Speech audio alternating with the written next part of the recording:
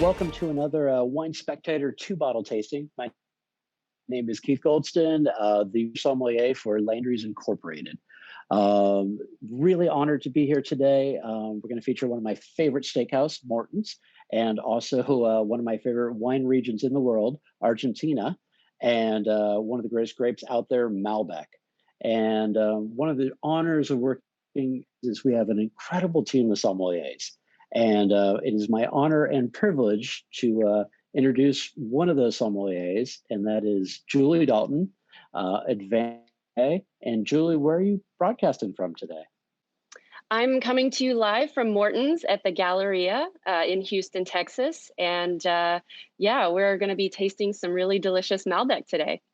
Fantastic. Really lucky. I think we have more Wine Spectator award-winning restaurants than anyone in the world. And Julie, you run up a grand award-winning wine list on your day job over at Masters at the Post Oak. How did you get started into wine? What's your backstory? Oh, wine. I like to say that wine rescued me from the biotech industry about almost 15 years ago. I was I did my undergrad here at Texas A&M, and I fell in love with wine while waiting tables at Guido's in Galveston. And through my biotech career, I kept wine near and dear to my heart, always working in some way, shape, or form in a restaurant or in a wine bar. And eventually it just got really loud in my life and I had to start listening to it. So here I am. Fantastic. All right. So Julie, why do you like doing what we're doing today, like comparative tasting? Because I think this is, it's awesome to, taste wine, but the idea of like focused theme tasting or two of the same, like why should we be doing more of this? Because this is when you get to taste the differences in terroir, in vinification methods, in tasting how whole cluster or longer macerations can affect one grape from one place. And this is how we get better tasters. Fantastic. And for me, one thing that I really love is like Malbec to me reminds me a little bit of like Sangiovese, where I've never seen a grape that can show so many different styles from just super everyday crushable reds to amazingly complex, long-lived, serious wines. And I think it's kind of fun when you can line them up side by side and kind of like, oh, this is this place. So this should be fun. Have you had much experience with Argentine Malbec? I'm going to say that I was actively selling Malbec before Malbec was cool. I hate to be that guy, but it's one of those things that is just super fresh and delicious and juicy and is very easy to pair with food. And it's easy to pronounce, which is always makes it easy to sell. But yeah, I've been working with Malbec for a long time, drinking Malbec for a long time. And I find its approachability something very, it's just very friendly. Okay. And I hate to like bring this out on camera. Actually, I don't hate it. I'm glad it. You should be proud of it. But where did you grow up? Where did I grow up? I grew up in West Virginia. So I'm a hillbilly disguised as a sommelier. So yeah, lots of mountains and yeah, it's really, really beautiful there. Not the same kind of views that you would get from the Andes, but similar.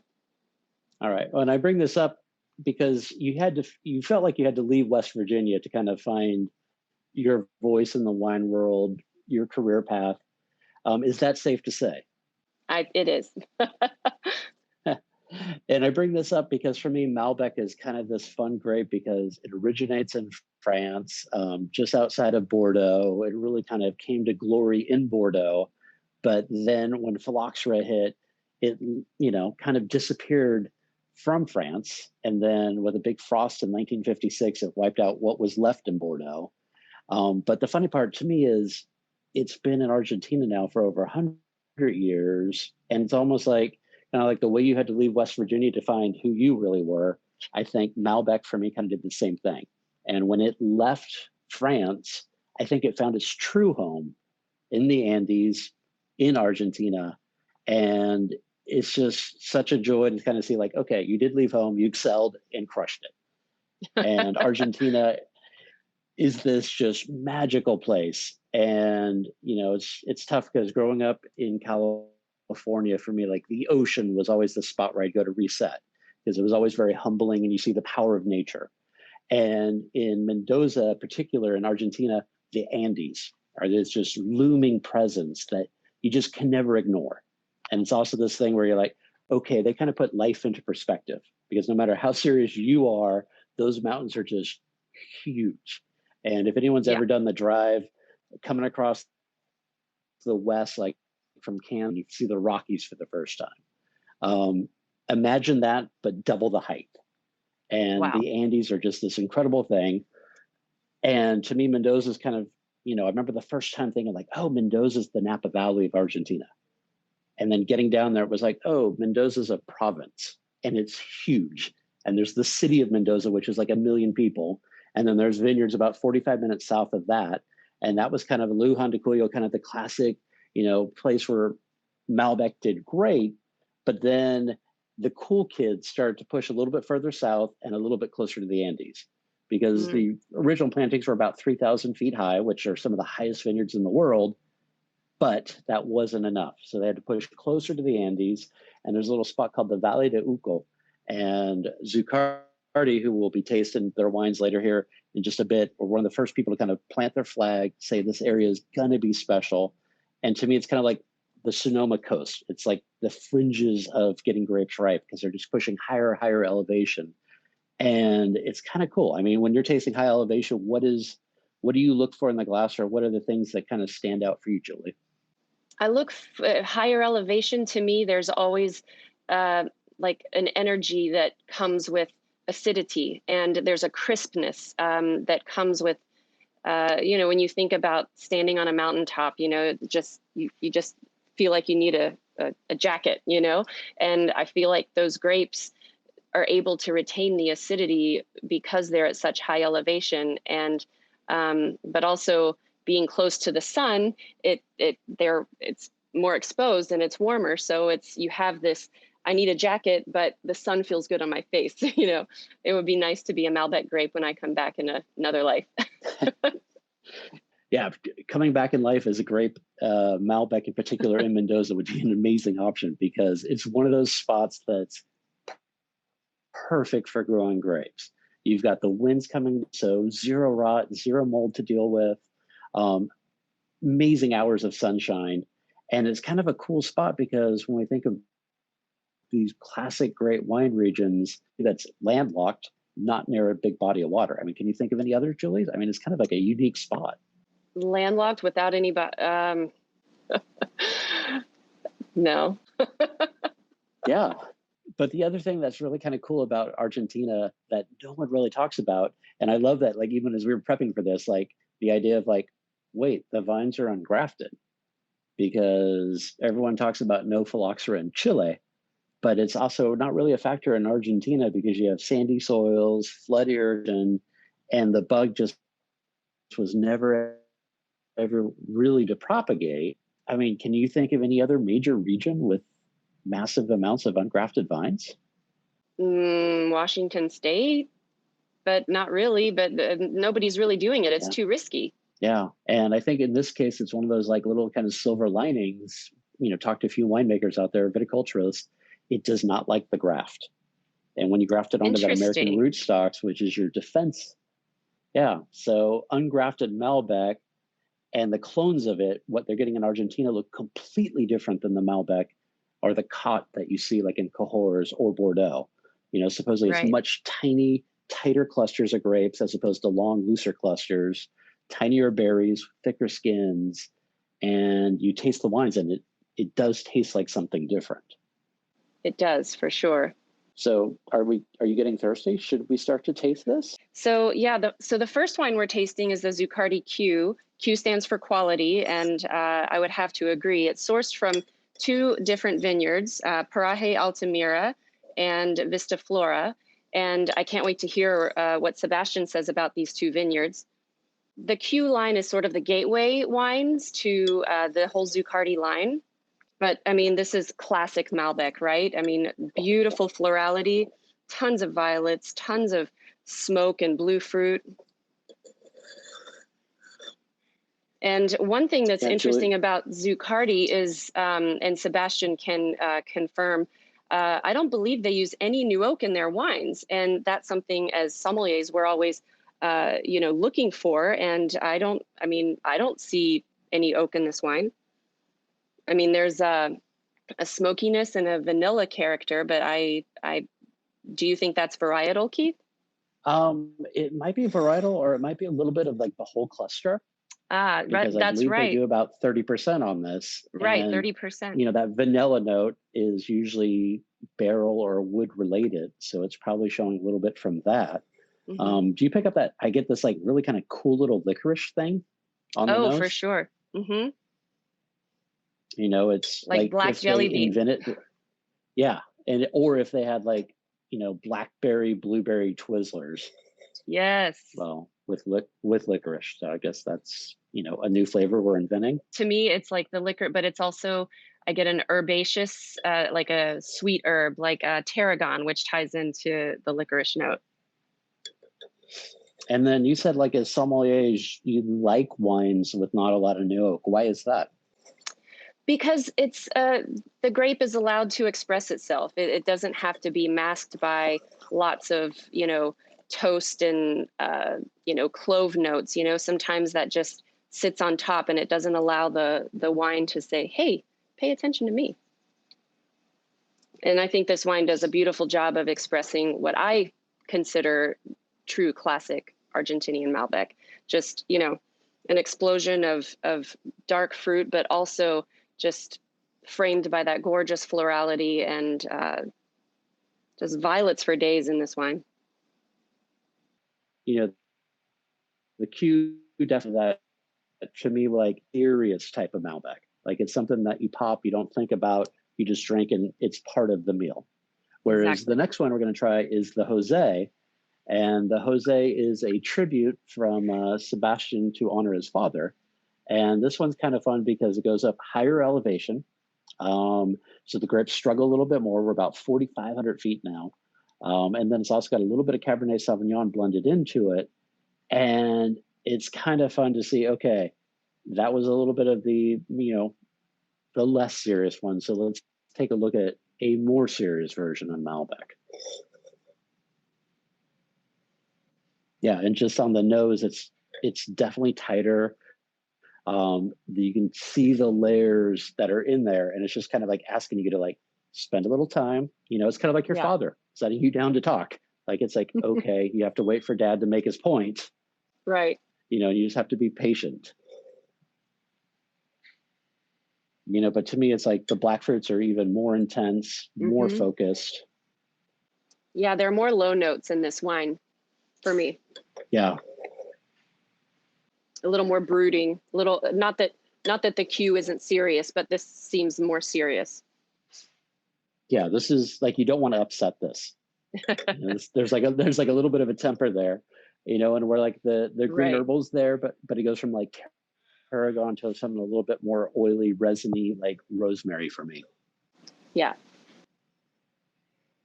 And it's also got this cool kind of meatiness, which makes me think of like one of my happy Valley de Uco memories, which is Posada de Hamon.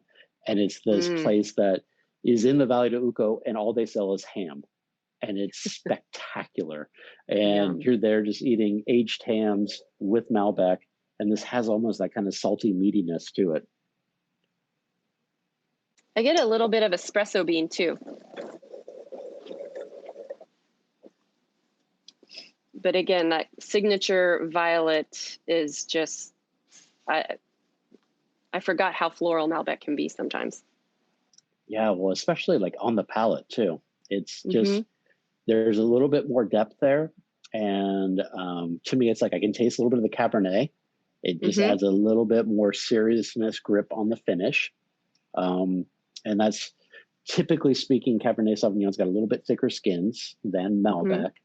So that's why you get a little bit more tannins from that if you're going to do skin contact. But wow, that's a pretty good little bottle.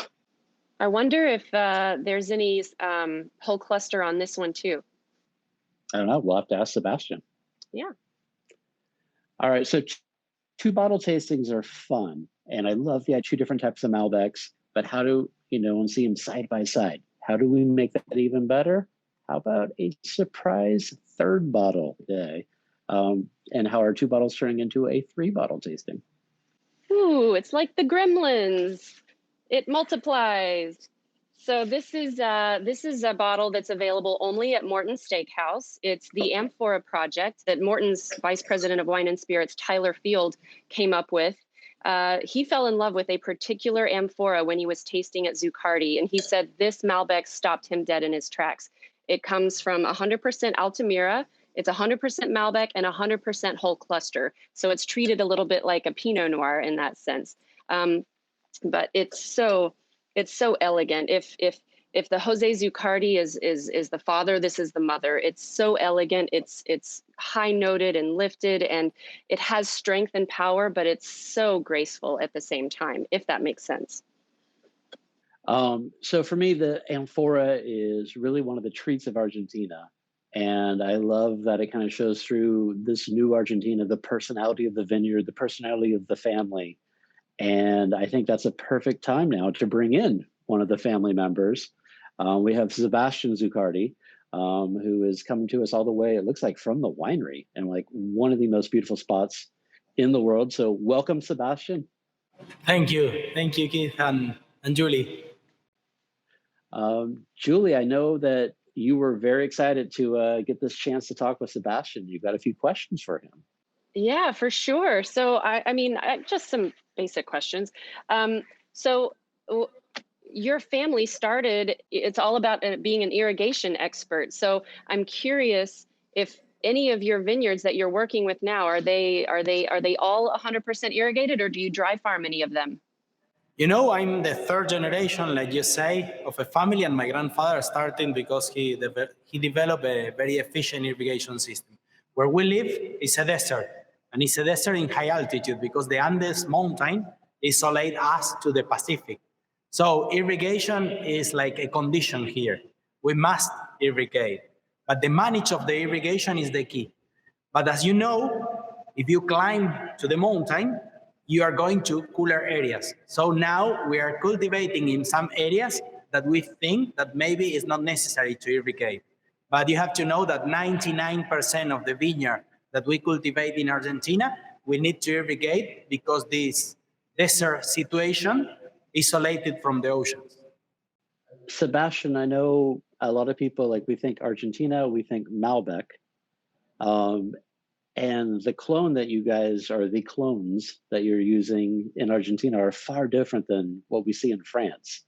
Is that something that you and your family worked to find, or do you believe in like Massal selection? How do you plant your vineyards? Our area is like old world in new world because the viticulture came through the immigration, through Italian and Spanish and French immigration, and they brought many grapes from all over Europe. And really Malbec developed because the adaptation that has the grape to the place is fantastic. But we work with Massal selections because we have old materials that we select and we improve year by year. But the interesting thing is that we have Massal selection. And I believe personally that populations, Massals, are better than clonal in Malbec because you have more diversity and you have more adaptation to the place and to the year. Sebastian, what other grapes are you excited about? I mean, when we think of Argentina, it's just synonymous with Malbec. But what I personally am super excited about Cabernet Franc coming out of Argentina. And I know Keith has a very strong affinity for your Bonarda. What grapes are you excited about? When you think in Argentina, you think mainly in three grapes. The main important is Malbec, and it's like our flagship. And I think it's the best vehicle to express our places because the adaptation that has to the place. But also we have Bonarda, that is the second most planted red grape in Argentina. And the origin is also from France. For many years, we thought that was from Italy, but the origin is from France. But also we have a grape that is a cross that has been here, that is Torrontés. So Torrontés is a white grape that is our native grape. So when you think in Argentina, these are the three main important grapes. But today we can see that other grapes has a great adaptation to the place, like Cabernet Franc or Chardonnay. And what is happening with Cabernet Franc in the area is fantastic. When you cultivate, when you walk the vineyards, and when you make the wines, you can see that really Cabernet Franc has a great opportunity in our area. And tell us why so you don't use any new oak in your wines, correct? I believe in place, and I try that my wines talk about the place. And one thing that we have in the Uco Valley is that we have a great diversity in terms of weather, because we have different altitudes, different exposures, but also in terms of soil, because the diversity that the alluvial movements create is huge. So the areas, the terroirs change in very short distance. And my view is that I want to talk about the places. I want to make wines that tell the history of the place. So I try to do a winemaking in a very simple way that respect the difference between one place to the other. So I like oak, but I like used oak because I'm not looking any flavor or taste that come from the oak. I believe that we cultivate wines, and I try that my wines tell this history. Oak can sometimes mask they show through beautifully. beautiful Thank you. And Sebastian, speaking of history, how has it been as a young man trying to respect your father, your grandfather, but also find your own path? Has that been difficult? Is it exciting? Is it a balancing act? You know, I believe wine is time in a family, but also in a region. And I believe that every time you put a brick on the top of the brick that the generation before leave you. And I was very lucky because really I had a lot of freedom. My father and my grandfather used to work a lot in the vineyard, so I grew in the vineyard, and I have really my passion is the vineyard, but then I had a lot of freedom. So I could make my own way and I could change many things. So the wines that we are tasting today really has a very big impact in the work that we have been doing in the last 10 years. This work that is more focused on the place, on the respectful, not looking for perfection, looking for identity and uniqueness. So I was lucky, and I'm lucky because my family is very open-minded and leave me the opportunity to focus my work on the place.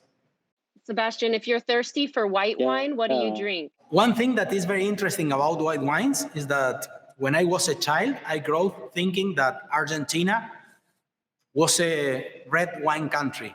And today, when we cultivate in the Uco Valley and we go to cultivate in really high altitude, we can see that the potential of whites that we have is very strong.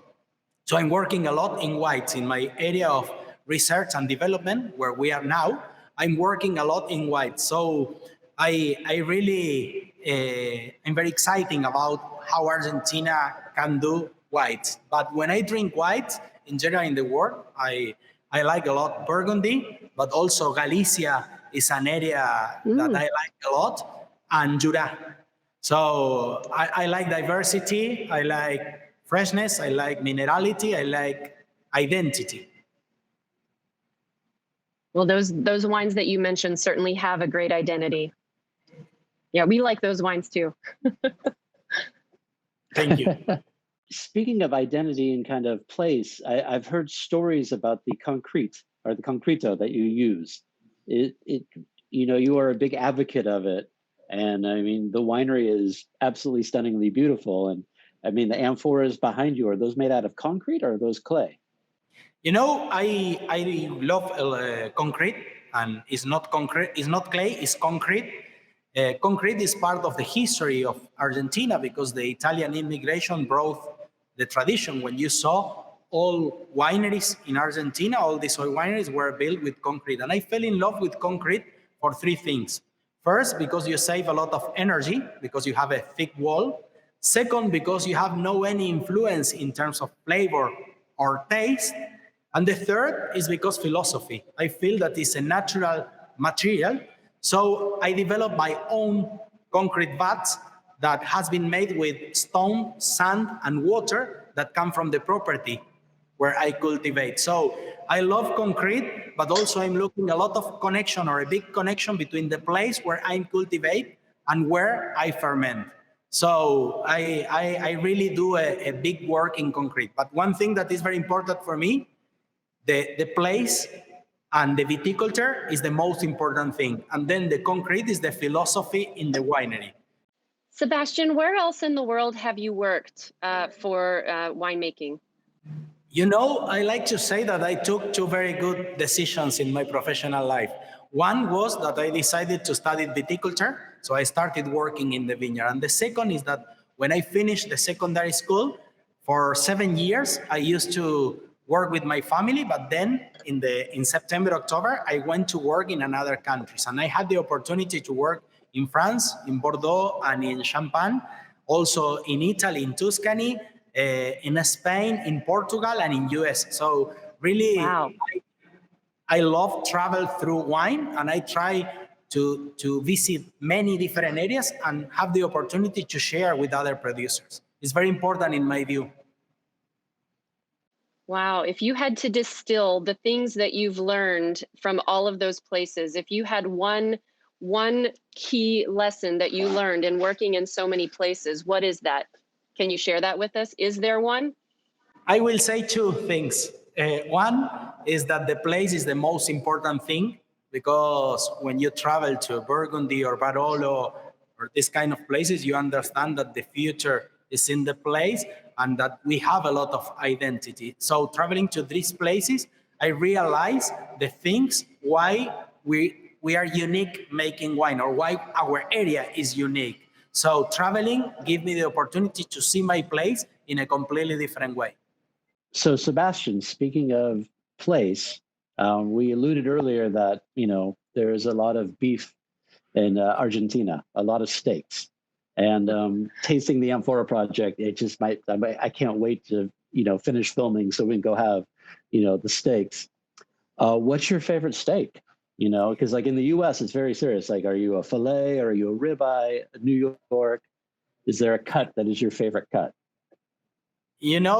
First talking about the Amphora, I agree that it's a great wine for meat, because all the wine is focused on the texture, because come from very calcareous soils, all vinified with whole bunch and with a very long maceration, like an infusion, where I'm not touching the wine and I leave that the wine make alone. So with this backbone and with this texture, I like a lot, many times, meat that has bones. So for example, for ribs, where you have a lot of fat, this kind of wines that is more based on the texture help you to clean the mouth. But in Argentina, we eat all the cow, from the nose to the tail. I know that with the Mortons, we have the bottles of Amphora, the Q, the meal kit that comes with the 2 fillets and a chimichurri. Is there anything that is a secret to like a great chimichurri? The chimichurri is very traditional in Buenos Aires, and every chimichurri maker has their own tradition. But in our area, we try to use our herbs, our own local herbs. So sometimes we use an herb that we call jarilla, that is very tasteful. And it's because growth near to our vineyards. But this, chimichurri, every maker has a secret. So everyone change a little bit the recipe. So it's kind of like their single vineyards is like their single chimichurri. Yes. Sebastian, I love you're talking about family and tradition and building a brick upon a brick. That was beautiful and spectacular. And we've been fortunate enough to have a wine that you did for your father, the Jose. When you go about making the Jose, what are your thoughts? How do you go about it? Because it's also kind of unique. You don't see Malbec and Cabernet together that often, but I think they blend beautifully. So could you give us just a little more details on the Jose? I believe wine is place and people, or people and place. And every time that I choose a bottle of wine, I see where the wine is coming from and who makes. So I try that my wines talk about the place, and in this case it's the Uco Valley, but also talk about the family. And if I'm making wine, it's because someone dreamed one time, and this was my father. And my father gave me the possibility that I can continue with this activity.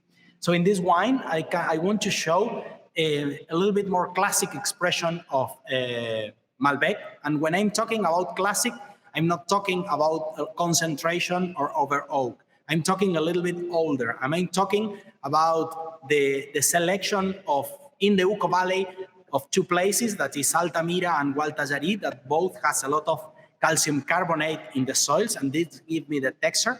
But then in the winery, I do a fermentation in concrete, but then the aging in big cask, like old times, 2,500 liters, big cask for 2 years, and then I put in bottle.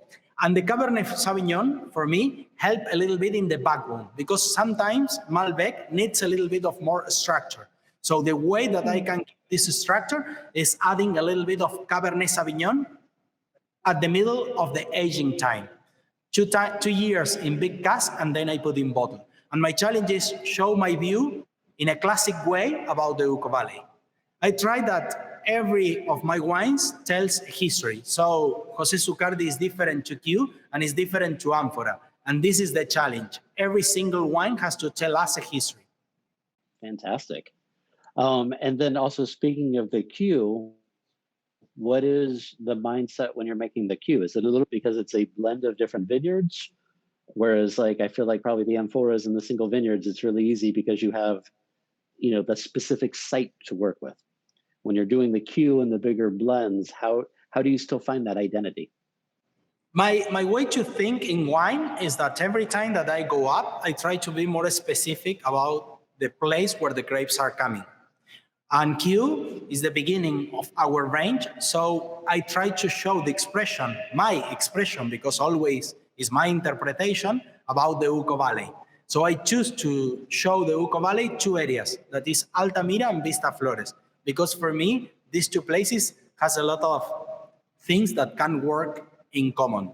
And my challenge is to show how is my view of high altitude vineyards in the Uco Valley, where we live in a cool weather with a lot of sunlight, with a lot of difference of temperature during the day and the night, and soils that has a lot of stones, so give a lot of texture to the wine. So the challenge with Q is to show the expression of the Uco Valley. And in the vinification, I ferment 100% in concrete, and then the aging is 30% in old oak and 70% in concrete vats. Sebastian, I want to say thank you for painting that picture of Argentina, and like hearing you talk about setting at the table with asado, football, mate.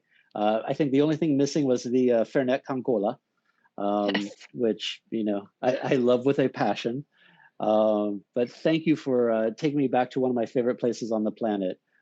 Julie, thank you for always, it's a pleasure to taste with you. You always bring parts of the wine alive that I always seem to miss, so thank you for that. And Sebastian, I also just want to say congratulations. You guys won the award for like the most beautiful vineyard in the world. So congratulations on that. And thank you for taking your time. And I believe we have a little video to show to kind of, you know, maybe kind of get everyone a little excited about maybe going down to Argentina. Because for me, it's, like I said, one of my favorite spots. And I think if you just go there, you will fall in love because it is a magical place. The wines, that magic shows through in the wines. So thank you so much for everything. Thank you. And you are welcome to visit us and can share a little bit the magic of the place and also the experience of the family. Thank you, Sebastian. Excellent. Yeah, thank you. So let's watch that video.